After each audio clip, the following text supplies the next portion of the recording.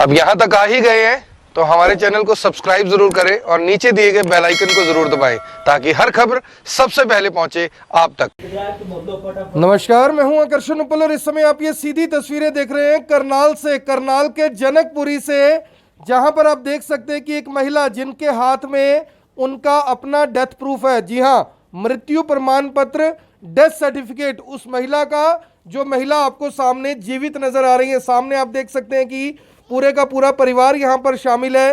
किस तरह से पॉलीथीन को जोड़ जोड़ कर किस तरह से रोजाना दिहाड़ी मजदूरी करते हैं, 1000 बैग बनाते हैं तो जाकर 200 रुपये मिलते हैं इनको। और ऐसे में अगर ऐसे परिवार को 4 साल से नगर निगम के, जिला प्रशासन के चक्कर काटने पड़े तो जाहिर तौर पर आप समझ सकते हैं कि कितनी ज़्यादा मुसीबत में, परेशानी में पूरे का पूरा परिवार है।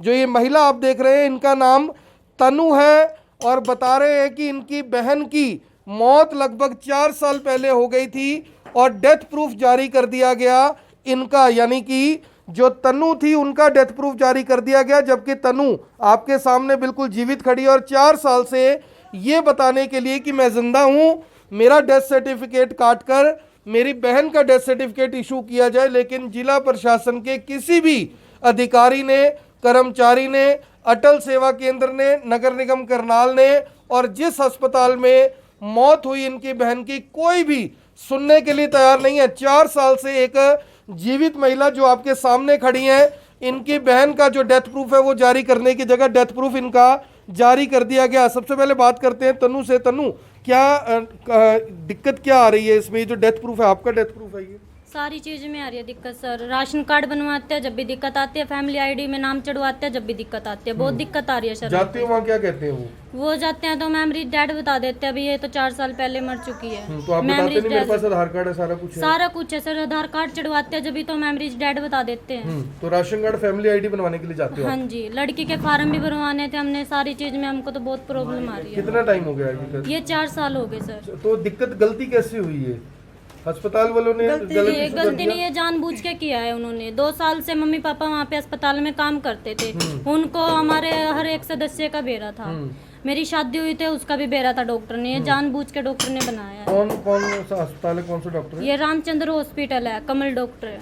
डॉक्टर कमल है? कौन सा अस्पताल है? रामचंद्र हॉस्पिटल। तो जानबूझ के क्यों करेंगे वो ऐसे? जानबूझ कर नहीं करेंगे, ये काम छोड़ दिया था इन्होंने। हमारी लड़की गुजर गई थी तो हमने काम छोड़ दिया था। फिर उन्होंने कहना गया भाई 2 दिन तक गंद चढ़ रहे हमारे अस्पताल में, भाई सफाई करने खातर को नहीं आई, हम अपनी लड़की ना करोड़ा पिटना कर दे, कुछ के अस्पताल साफ कर दे। इस मारे उन्हें जानबूझ का कही बात उन्हें मारता है। हम गए हैं, कई बारी गए हम, काम न जानबूझ का यू काम करे, हम न जानबूझ का गलत बनाया यू। तो अब आप जाते हो वहाँ पे, क्या कहते हैं वो? बस जी, मेरे पापा भी गया था वहाँ पे अस्पताल में तो फाइल निकलवाई थी उन्होंने। फाइल निकलवाते समय डॉक्टर ने ना अपनी मेज पे रख ली फाइल। वो मेरे पापा से बोला गेट आउट हो जाओ अस्पताल में से, धक्के मार के निकाल रहा है मेरे पापा को अस्पताल में से।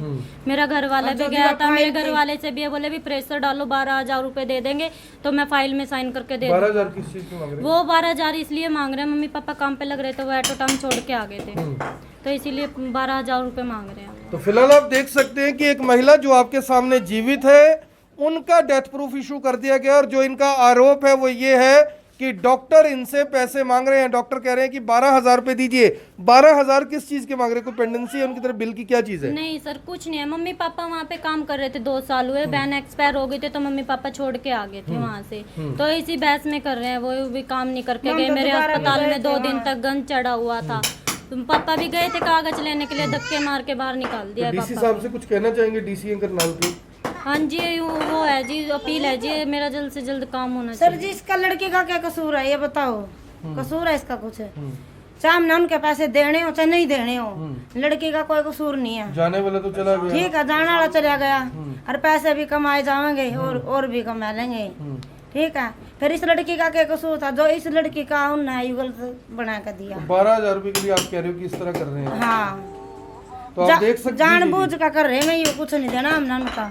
तो आप देख सकते हैं कि ये इनका डेथ प्रूफ है। डेथ प्रूफ इशू कर दिया गया है उस महिला का, जो महिला आपके सामने जीवित खड़ी है। इस देश की व्यवस्था देख लीजिए कि जीवित आदमी को ये बताने के लिए कि मैं जीवित हूं, दर दर की ठोकरें खानी पड़ रही हैं, लेकिन कोई भी सुनने के लिए तैयार नहीं है। ये जन्म प्रमाण पत्र इनकी बहन का है, जिस बहन की मौत हो चुकी है। ये इनका आधार कार्ड है। पूरी की पूरी फाइल लेकर किस तरह से 3-3.5 साल हो गए हैं परिवार को धक्के खाते हुए दिखाई दे रहे हैं, लेकिन अभी तक कोई सुनने के लिए तैयार नहीं है। आप ये देखिए, ये तनु इनका नाम लिखा हुआ है, 11/7/2002 का जन्म इनका है, और इनके पिता का नाम प्रवीण कुमार लिखा हुआ है, घोगड़ीपुर के रहने वाले हैं। और ये इनकी बहन का आधार कार्ड है, जिनका नाम तानिया है।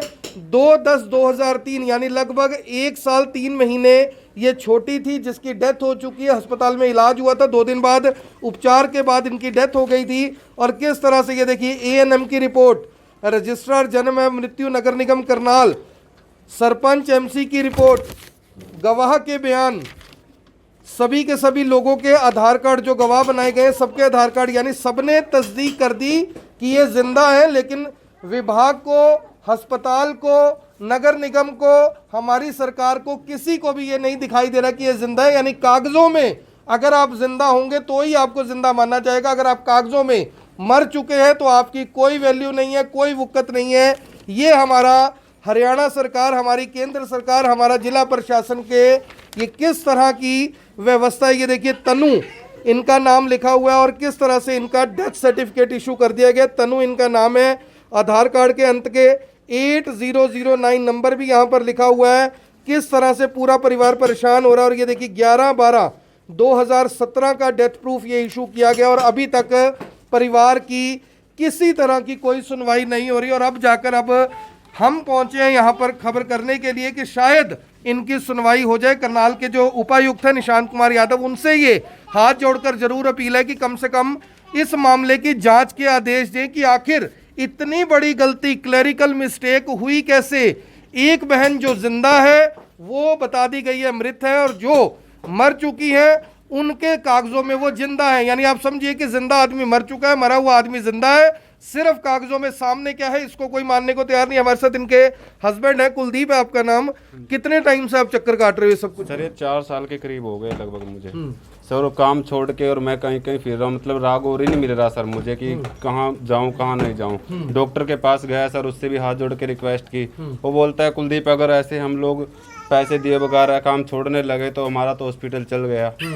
तो ऐसे करके बोलता है 12,000 चाहे तो उससे दुआ दो या आप दे दो मुझे, तो मैं ऐसे करके आपका जो सर्टिफिकेट है जिसमें जिंदा कर दूंगा इसको, ठीक है। नहीं ऐसे कहीं भी मर्जी फिरो तो नहीं हो पाएगा। तो ये किराए का मकान है आपका? जी सर, हमारे सर पे छत भी नहीं है सर, किराए पे पड़े हैं हम लोग भी, दिहाड़ी मजदूरी करके। अभी भी देख रहे हो सर, मैं काम छोड़ के ही आया हूँ। मतलब एक तो लॉकडाउन की वजह से परेशान, ऊपर से किराया देना, बिजली का बिल, सब कुछ टंटा होता है। बीच बीच में ऐसे मामलों में जाऊँगा कहाँ सर मैं खुल के? तो कहाँ गए आप ये सब कुछ करवाने के लिए? सर मैं हॉस्पिटल में भी गया इसमें, पहले तो उसके ऊपर हाथ पैर जोड़ के मैं बोला उससे, सर मैं ऐसे करके कर दो, लेकिन उसने मेरे को कोई राग और दिया ही नहीं सर। तो उसके बाद में सर अभी चंडीगढ़ के लिए हमने इसकी फाइल भी तैयार करवाई, तो उसके लिए भी सर जो अपॉइंटमेंट मिलता है सर वो भी डॉक्टर का ही लिखा होना चाहिए ना। तो इस करके सर वो ही नहीं लिख के दे रहा, तो हम आगे कैसे बढ़ पाते सर? क्या कार्रवाई क्या चाहते हैं आप इसमें? सर हम लोग चाहते हैं कि जैसे कि चाहते तो सर बहुत कुछ है, उसने सर सोचना चाहिए 4 साल का हर जाना जो बेनिफिट सरकार हमको दे रही है, क्या वो दे पाएगा डॉक्टर हमको भी? जो हमारा BPL कार्ड में अंतर्गत हमारा जो सेटिंग आती है, जो जननी योजना के तहत होता है सर, पैसे वगैरह कुछ नहीं मिला सर हम लोगों को, और राशन तक भी नहीं मिल रहा है इसका कुछ भी ना। हमारा इसमें जो आधार कार्ड लेके जाते हैं इसमें राशन कार्ड में नाम चढ़वाने के लिए सर, तो उसके अंदर भी मेंबर इज डेड दिखा रहा है, और फैमिली ID में भी सब सब्जियों में कैसे दिक्कत आए, कल बच्चों को भी पढ़ाई लिखाई में भी मेरे को दिक्कत आने वाली है। तो सर मैं तो सरकार से अपील करता हूँ सर कि जितना जल्दी से जल्दी हो सके कि इसका जो मृत्यु सर्टिफिकेट है उसको मतलब इशू कर दिया जाए सर। और चाहेंगे मामले की जांच होगी कि गलती कैसे हुई है? हाँ जी सर, परिवार आरोप लगा रहे जानबूझ के? जी सर, इसके पापा जी ने मेरे से बताया पहले भी सर कि भला मैं वहाँ गया था करवाने के लिए, तो उसको भी बोला धक्के मार के बाहर निकाल दिया गया सर। तो सर मैं तो ये कहूँगा गलती डॉक्टर की है पूरी सर, थोड़ी नहीं बहुत सारी उसी की है। और जानबूझ के बोले तो जानबूझ के किया होगा सर। जब एक बात बताओ सर, 2 साल से कंटिन्यू डे नाइट काम कर रहे हैं कोई आदमी उनके पास में, और कमल डॉक्टर जी जो है एक बार आदमी का नाम जान लेते हैं तो उसको भूलते नहीं जल्दी से। तो मेरे भाई का इलाज भी वहीं से हुआ था सर।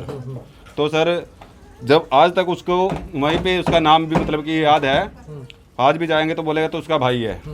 तो सर इन सारी दवाई बट्टी इनकी वहीं से हो रही थी, तो सब उसको पता था भाई कौन सी लड़की का क्या नाम है।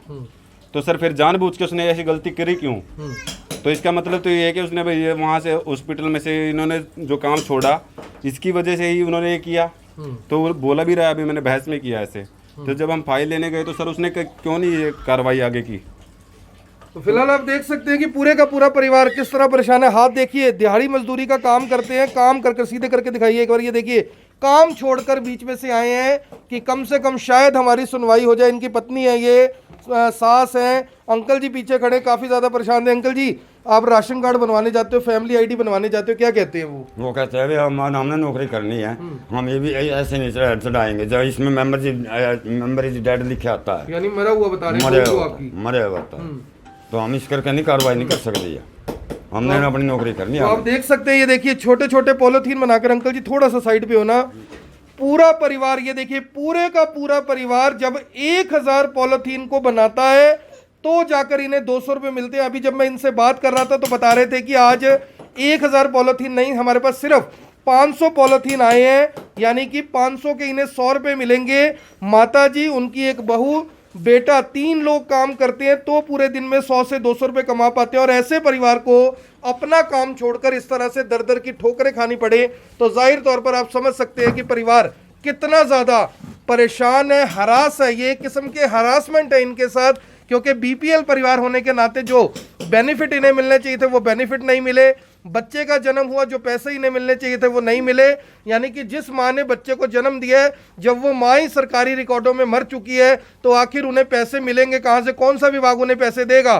फिलहाल ये मांग कर रहे हैं कि हमारा डेथ प्रूफ भी बनाया जाए और सारी के सारी जो बेनिफिट्स है आप चाहते हो वो मिले। सर मिलनी चाहिए सर। अब मेरे बच्चे के सर पैर भी थोड़े टेढ़े हैं सर, बचपन से ना, मतलब अपाहिज सिस्टम में आ रहा है सर। मेरे पास मतलब इतना सेटिंग ही नहीं है कि सर मैं इसके पैर भी बिल्कुल सीधे करवा पाता।